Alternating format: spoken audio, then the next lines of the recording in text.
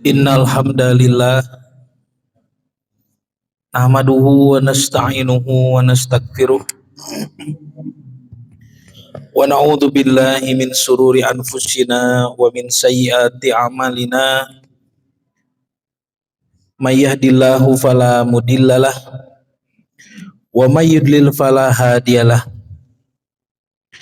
Asyhadu an la ilaha illallah wahdahu la syarikalah wa asyhadu anna Muhammadan abduhu wa rasuluhu alladzi la nabiyya ba'dah, amma ba'du. Ikhwatu iman, Bapak dan Ibu yang dirahmati Allah,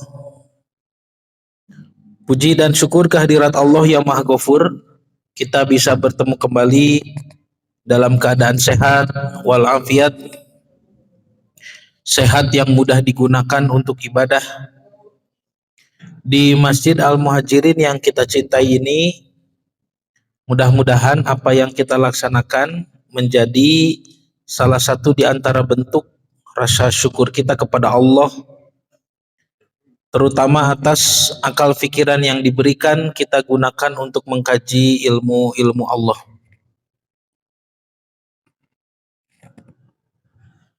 Bapak dan Ibu yang dirahmati Allah, karena ini pertemuan pertama kita setelah Hari Raya Idul Fitri, saya mengucapkan doa tahniah taqabbalallahu minna wa minkum. Semoga Allah Subhanahu wa taala menerima amal ibadah kita semua. Amin.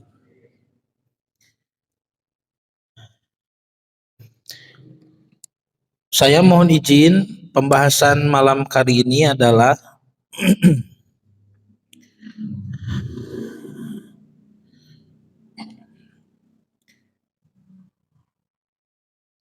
mempertahankan rosyid, banyak rosyid setelah Ramadan. Ya, rosyid lah emut kan itu. Rosyid. Kedepannya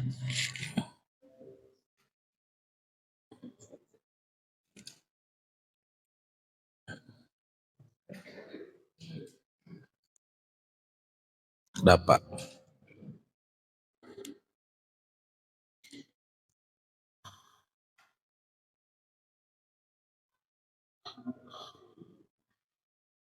Rosyid itu Pak, Bu, adalah salah satu di antara 4 ya target utama pembinaan di bulan Ramadan kemarin ya.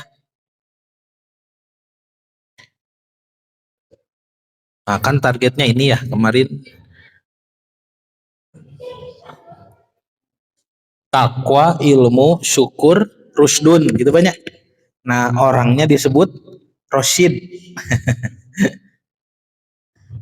Artinya adalah orang yang selalu dalam petunjuk. Nanti apa bedanya dengan hidayah, begitu Pak ya? Apa bedanya dengan hidayah? Nah, jadi dari ayat-ayat rangkaian kewajiban saum, rosyid itu salah satu target utama kemarin kita 1 bulan melaksanakan ibadah di bulan Ramadan. Jadi kata-kata rosyid, rusdun itu Allah sebut di Al-Baqarah 186 dalam ungkapan a'udzubillahi minasyaitonirrajim falyastajibuli wal yu'minu bi la'allahum yarsyudun. Maka Bapak Ibu, penuhilah perintahku, kata Allah. Sing nurut gitu banyak ke Allah teh. Wal yu'minu, dan percayalah kepadaku, bi la'allahum yarsyudun, supaya mereka menjadi orang-orang yang rasyid. Nah, Imam Ar-Raghib Al-Asfahani,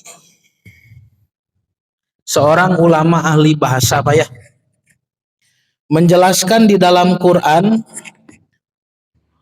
rasyid itu baik rohnya di domah ar-rusdu atau di fathah ar-rosyadu gitu Pak.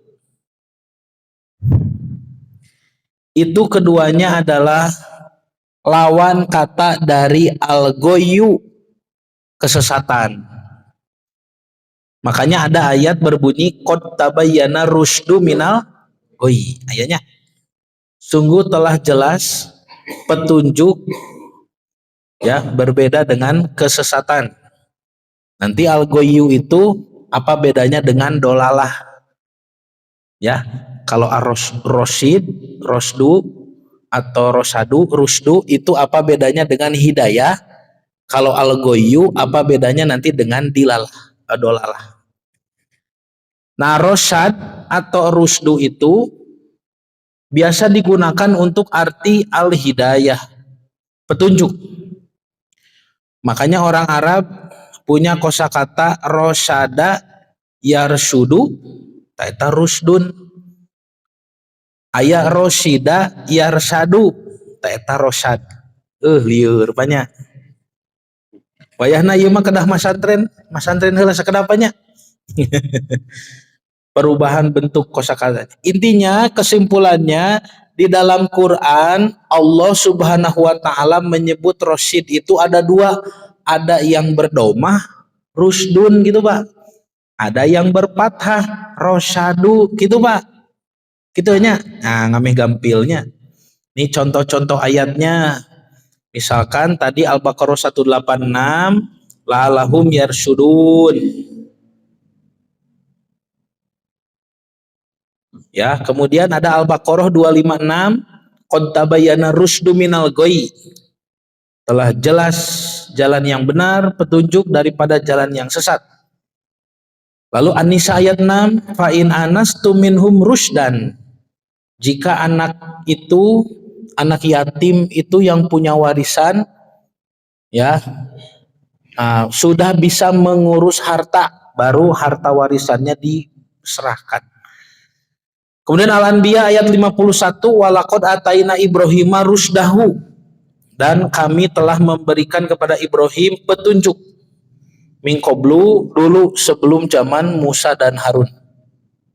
Nah intinya Pak, kesimpulannya ini, kalau melihat kosakata rosyid dalam Quran ada dua macam, ada yang berdomah rusdun, ada yang berpathah rosyadu.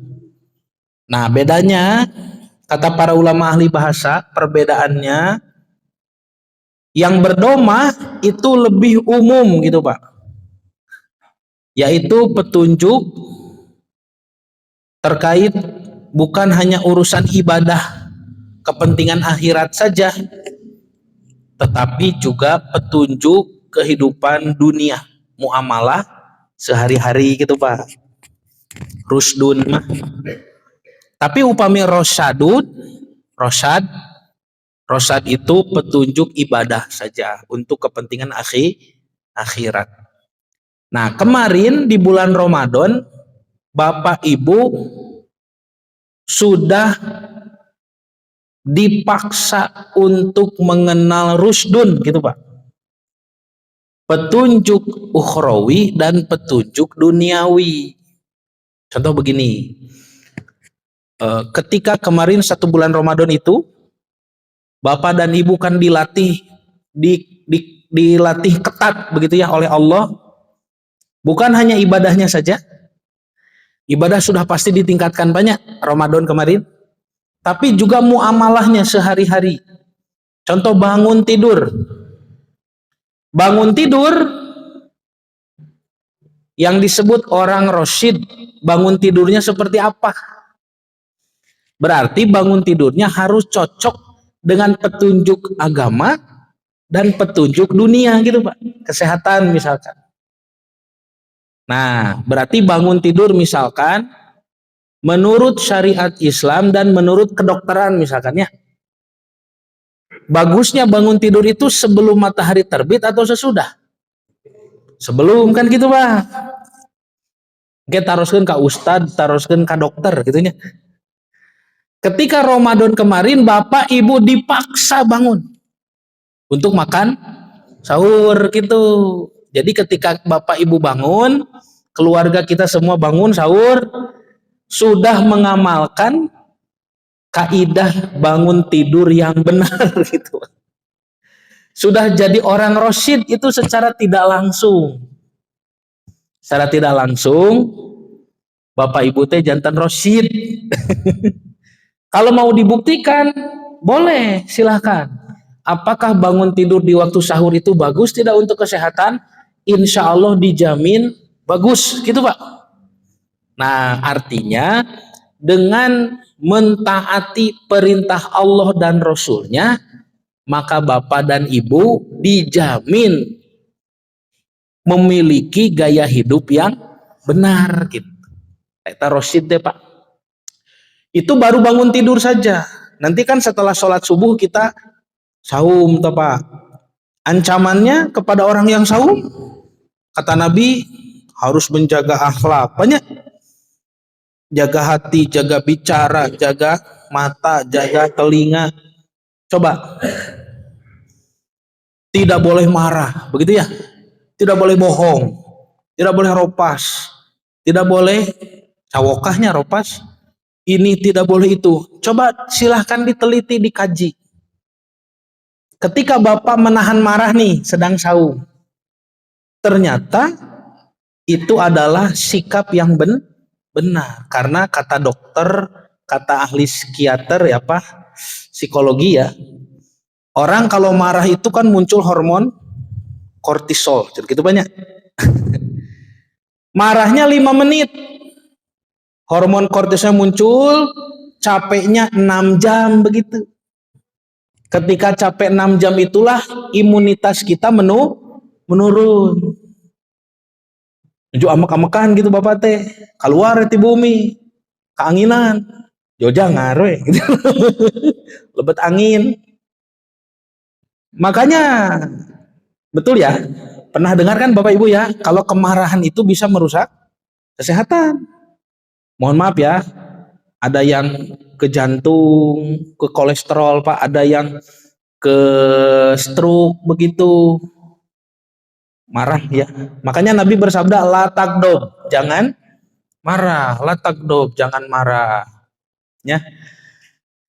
Nah, itu kan sesuai petunjuk tuh. Jadi hidup Bapak dari bangun tidur ya, nanti berpakaiannya, berjalannya, makannya, minumnya, semua di bulan Ramadan itu kita dipaksa menjadi rosyid. Orang yang hidupnya itu benar, gitu tah. Bukan hanya ibadahnya saja, tapi kesehariannya pun benar gitu. Nah, setelah kita kenyang kemarin mencicipi sebagai orang yang rosyid gitu Pak,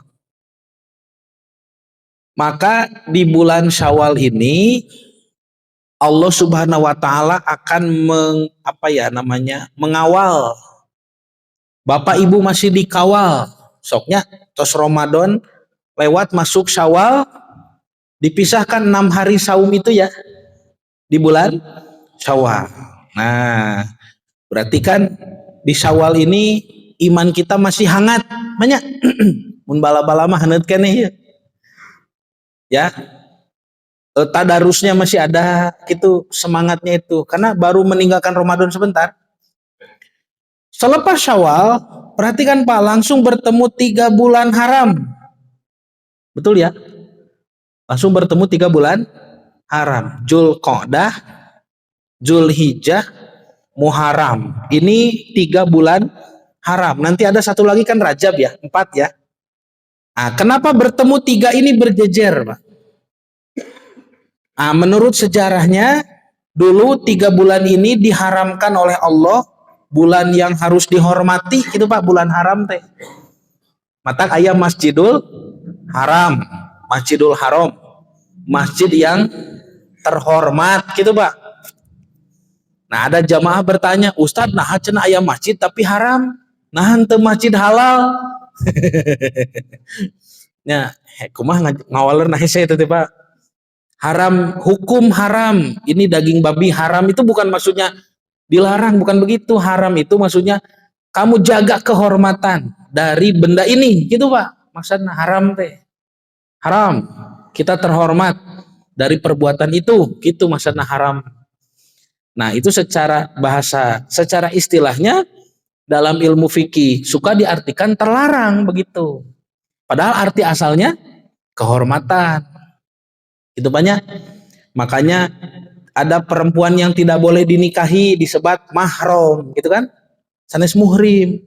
Muhrim mah orang yang memakai kain ihram. Nuju umroh, nuju haji, eta muhrimin. Kalau yang tidak bisa menikah, mahram. Goer mahram. Kalau mahram boleh menikah kan begitu ya. Tetapi sebelum menikah tidak halal. Mata pami kanu sanes mahram nyebatna punten sanes mahram gitu Pak. Sanes punten sanes muhrim. Lepatnya da muhrimah nu haji. Punten sanes muhrim nya memang sanes saha nu keur haji cek Bapak teh gitu. Mahram nu leres banyak. Nah ini 3 bulan haram, bulan terhormat Pak ya. Dulu sejarahnya ini kenapa berjejer 3 bulan Pak? Sejarahnya itu karena untuk mengamankan ibadah haji. Karena orang zaman dulu berangkat di Dzulqa'dah, haji di Dzulhijjah Pak. Pulang ke kampung masing-masing di Muharram gitu Pak. Betul ya?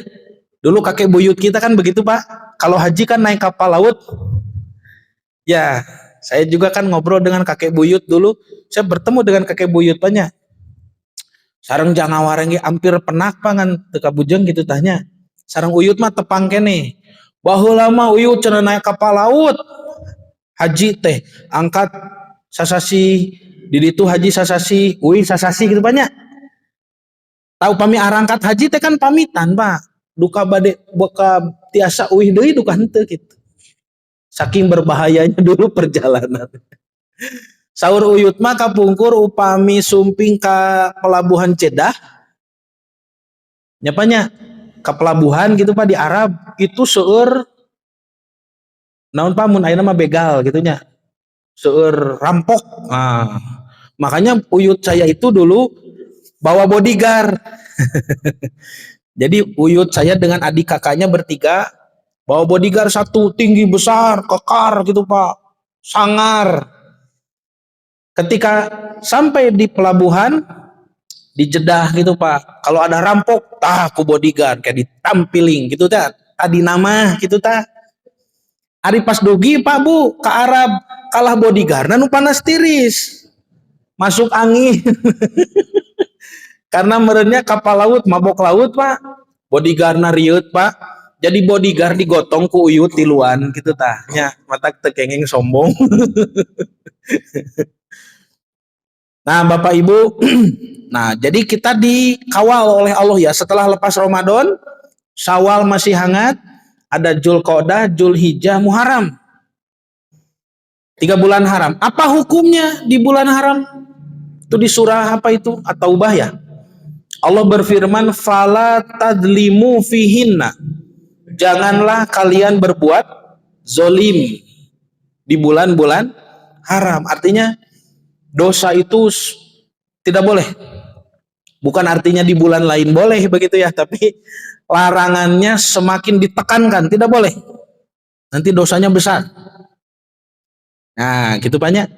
Kalau kita kan basic, kita memahami basicnya kalau pahala itu bisa dilipat gandakan, tapi kalau dosa kan hanya ditulis satu saja ya, keburukan. Itu basicnya Pak. Tapi kalau dosa ini dilakukan di bulan-bulan haram, bisa lebih besar dosanya. Nya siga Bapak berdosa di bulan Ramadan, waduh bahaya itu. Ya, sengaja membatalkan saum misalkan ya. Lalu maksiat di bulan Ramadan itu kan Nabi mengatakan tidak diterima sholatnya berapa tahun banyak. Ya 40 tahun gitunya. Itu saking lamanya gitu Pak. 40 teh. Sanes hartos nangke di tahun 40 hiji ditampilin teh gitu. Eta teh gaya penyampaian orang Arab begitu. Nah, tidak boleh berlaku dolim di bulan haram Pak. Dari situ baru kita dilepas, tidak dikawal.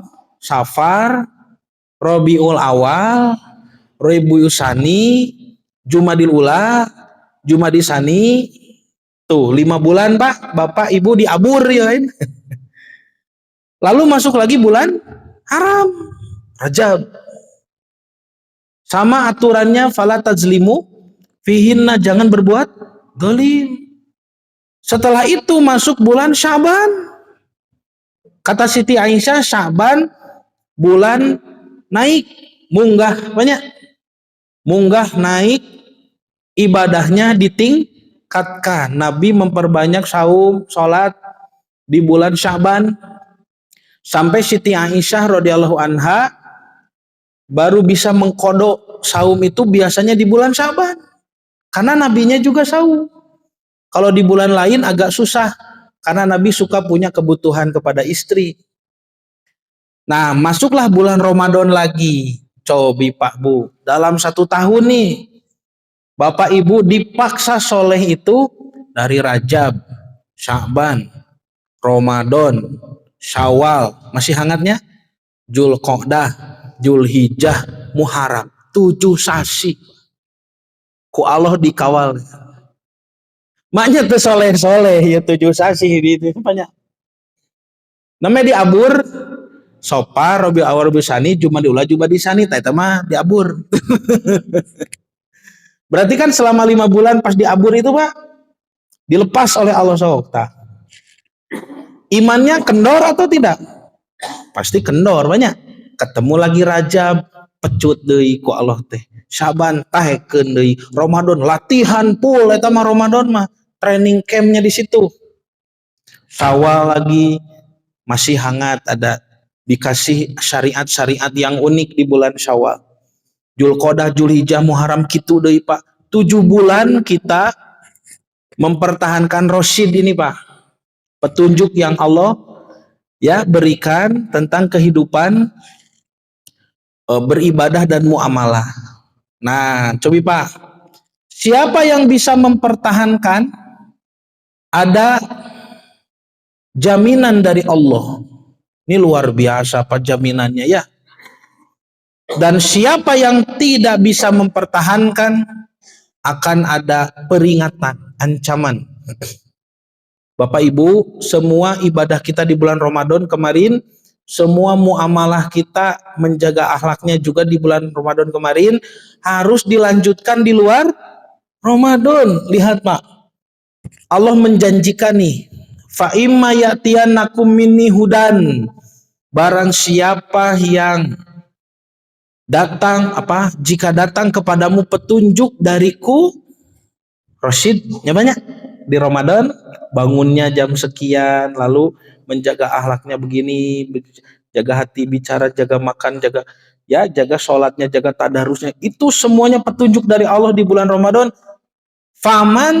Famanit taba'ahudaya, barang siapa yang mengikuti petunjukku itu, artinya terus dilaksanakan, tidak di Ramadan saja, bukan di Ramadan.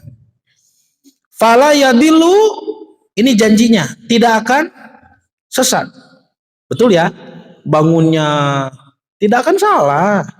Makan minumnya sambil duduk tidak akan salah. Sok bandingkan dengan orang yang makan minum sambil berdiri. Nanti tubuhnya, kesehatannya berbeda. Ya Pak ya? Fala yadillu, tidak akan tersesat. Wala yasqa, dan tidak akan sengsara, tidak akan celaka. Syaqo itu artinya sengsara. Masih ingat? Allah pernah menyebutkan kepada Nabi Adam, Adam, kamu jangan keluar dari surga ini Adam. Kalau keluar dari surga kamu sengsara. Masih ingat tidak Pak? Hilap deui.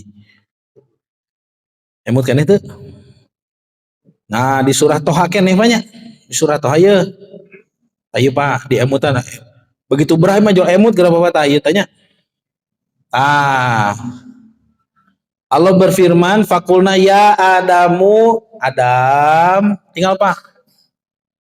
Adam, inna hadza, ini iblis, aduun musuh laka bagimu, wali zaujika, dan bagi istrimu. Nanti kita bahas ini lebih detail banyak. Insya Allah ada episodenya.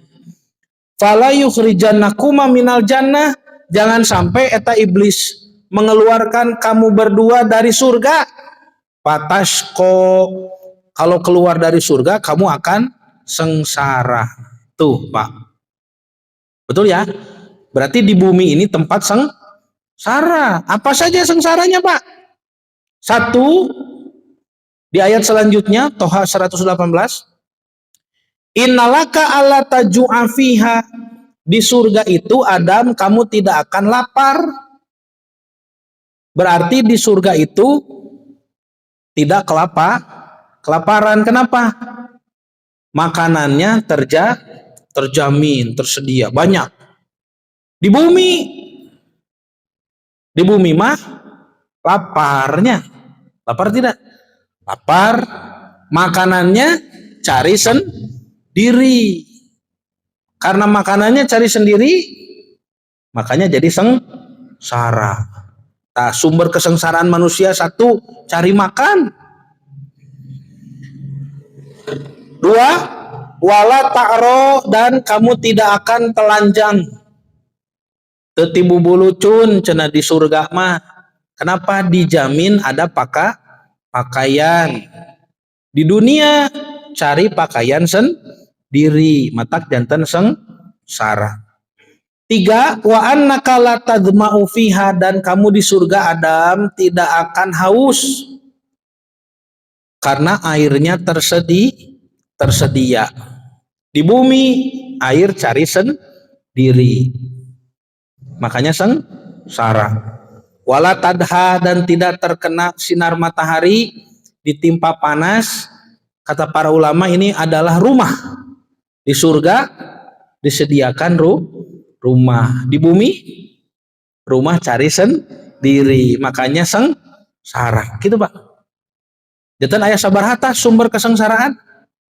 Opatnya cari makan, pakaian, air, rumah gitu Pak, tempat tinggal.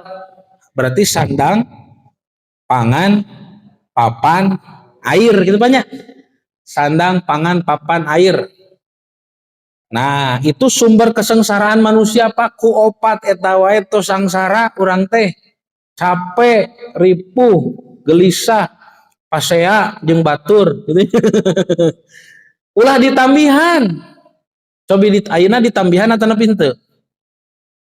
Kebutuhan manusia ditambihannya sandang, pangan, papan, air, tambihan deui mencari kuota ya.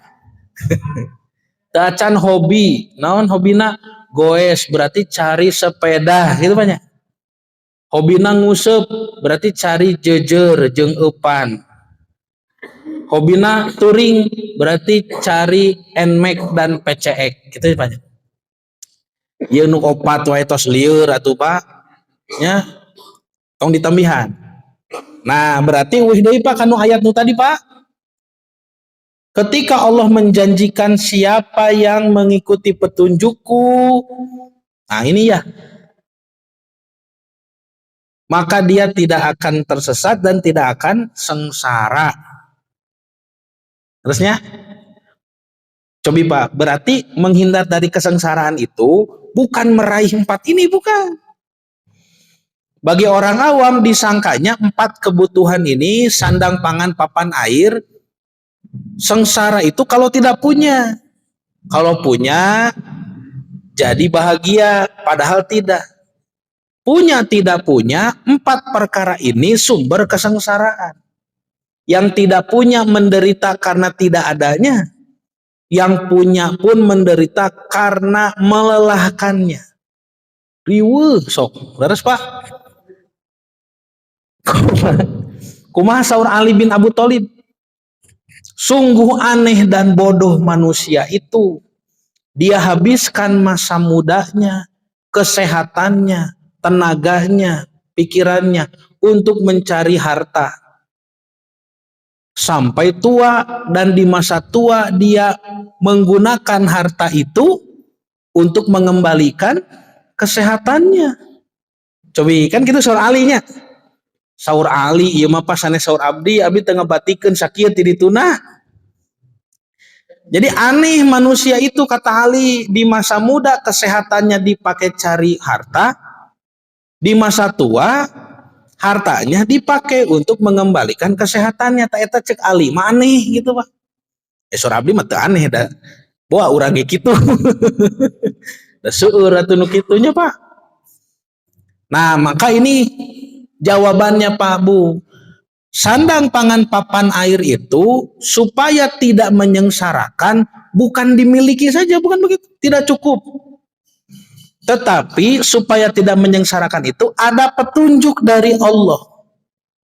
Bagaimana mengelola, bagaimana menikmati, bagaimana mendapatkan, bagaimana menyalurkan, semuanya ada petunjuknya. Barang siapa mengikuti petunjukku, maka tidak sesat dan tidak akan sengsara. Sebaliknya, waman a'radu an dzikri, tapi barang siapa yang berpaling dari mengingatku, dari beribadah kepadaku, berarti kan yang dikejar tadi yang 4 ini. Terus saja dikejar begitu Pak, tanpa ada solusi petunjuk dari Allah, fa innalahu ma'isyatan dongkan, maka baginya kehidupan yang sempit gitu Pak.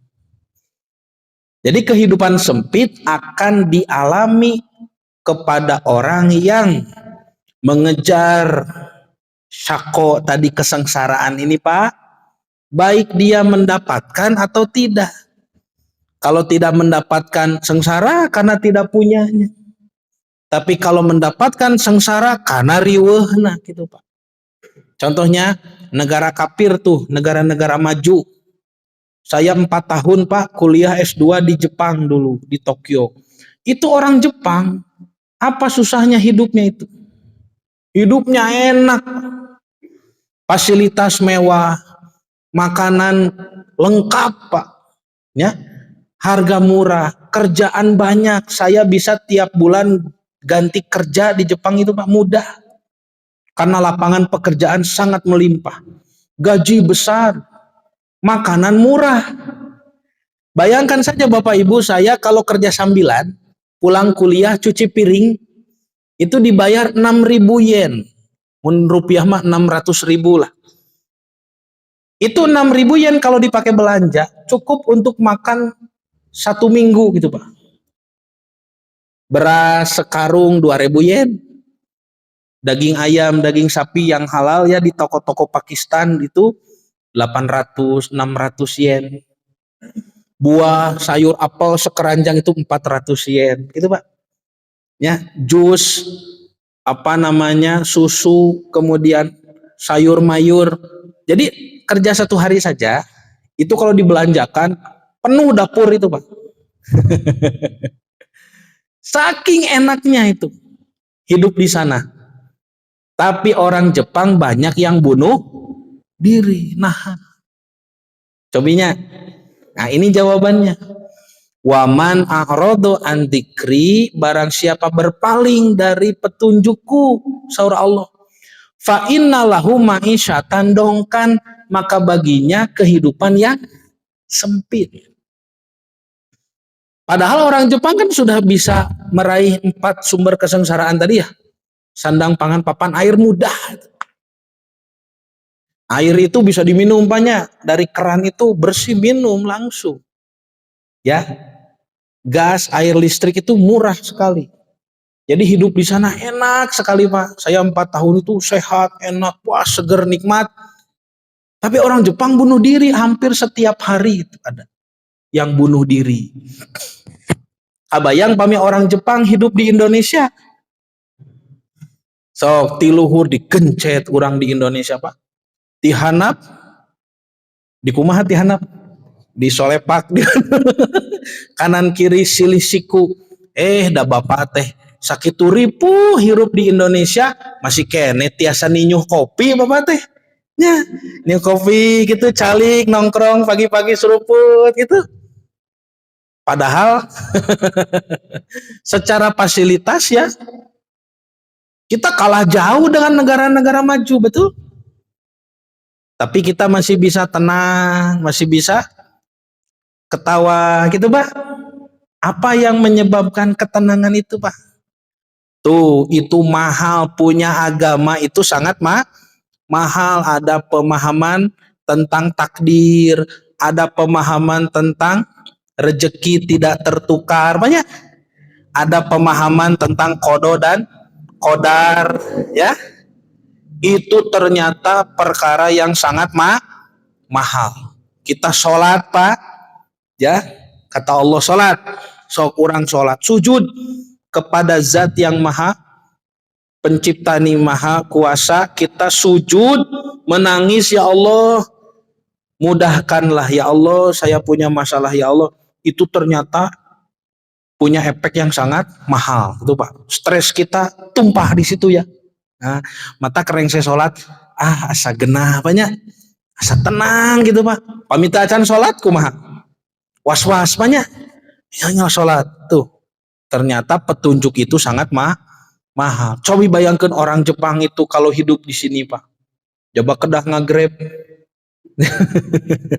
Sehingga nanti bunuh diri banyak ngagarantung di tanggal teh harejo gitu, ngagrab kan hejonya, ngagarantung gitu Pak. Kalau orang Islam hidup di Jepang, waduh atos enak tuh Pak. Kalau misalkan Jepang itu jadi negara Islam begitu ya, wah sudah enak. Tapi kan itu mustahil, karena Jepang secara keberpihakan politiknya ada di Amerika banyak. Kelek Amerika, Jepang mah mata kedah sukses gitu. Di Indonesia, nah Indonesia mahnya tidak boleh sukses, bahaya gitu. Untuk pendidikan hancur, ekonomi hancur, segala rupiah hancur gitu Pak. Orang mah dihancurkan, Jepang mah dimajukan, ya dimajukan. Nah Bapak dan Ibu yang dirahmati Allah, jadi Rosyid yang kita alami selama bulan Ramadan itu, bagaimana supaya dilanjutkan? Ya ini diikuti terus, tidak hanya di bulan Ramadan. Ini harus ngobrol Bapak dengan Ibu, dengan istri, dengan anak-anak, karena lingkungannya harus diciptakan. Bapak kan qawamahnya ya. Qawamah itu yang bertanggung jawab di rumah tangganya. Maka Bapak yang bertanggung jawab menciptakan lingkungannya. So, tadarus, badai iraha tadarus, gitu Pak. Sing tegas. Ibu pokoknya tiap dinten jam sakieu waktunya kita tadarus. Itu semuanya mengikuti tadarus, gitu Pak. Saum, sok badai iraha saumna. Badai Senin Kemis, sok Senin Kemis satu tiap pekan. Badai ayamul bid, sok ayamul bid sebulan 3 hari acarakan gitu Pak di bumi teh. Banyak. Karena Bapak bertanggung jawab bukan hanya hisaban Bapak sendiri, tapi juga ku anfusakum wa ahlikum naron. Bapaklah yang harus menciptakan lingkungannya begitu. Karena hawa nafsu tidak bisa Pak dilawan, itu hese. Hawa nafsu itu yang ada dihindarkan. Makanya zina itu larangannya jangan mendekati. Karena mendekat nggak akan kuat. Ya, seperti kita sedang saum di hadapan makanan-makanan, wah terus ngacai Pak tekiat. Ayo gituan ya. Berarti jauhi makanannya kan begitu menuju saum. Zina jangan didekati. Jadi hawa nafsu itu kalau belum bisa ditahan, belum bisa dilawan, ya kita harus kondisikan. Sekarang di bulan Syawal ini mulai hawa nafsu kita apa? Malas, ya banyak. Mulai malas lagi. Nah, bapaklah dan ibu yang harus mengkondisikan. Insya Allah banyak. Saya juga sama mengkondisikan, bicara dengan istri begitu ya. Jangan sampai lewat. Ramadan boleh lewat, boleh habis, tapi amal soleh kita tidak boleh habis. Kenenu habis mah tumis, nah habisnya kue, ulen terus harabis itu. Terus sakit heula banyak, kena ieu ada warming up banyak, pemanasan ya setelah lebaran. Mudah-mudahan Allah Subhanahu wa taala memberikan kemampuan kepada kita semua untuk bisa mempertahankan Rosyid di bulan-bulan selanjutnya. Amin ya rabbal alamin. Mudah-mudahan apa yang disampaikan menjadi tambahan ilmu yang bermanfaat khususnya bagi saya sendiri dan menjadikan motivasi beribadah kepada Allah lebih tinggi. Saya cukupkan sekian, ditutup dengan doa Rabbana atina fid dunya hasanah wa fil akhirati hasanah wa qina adzabannar. Aqulu qouli hadza wa astaghfirullah li wa lakum. Wassalamualaikum warahmatullahi wabarakatuh.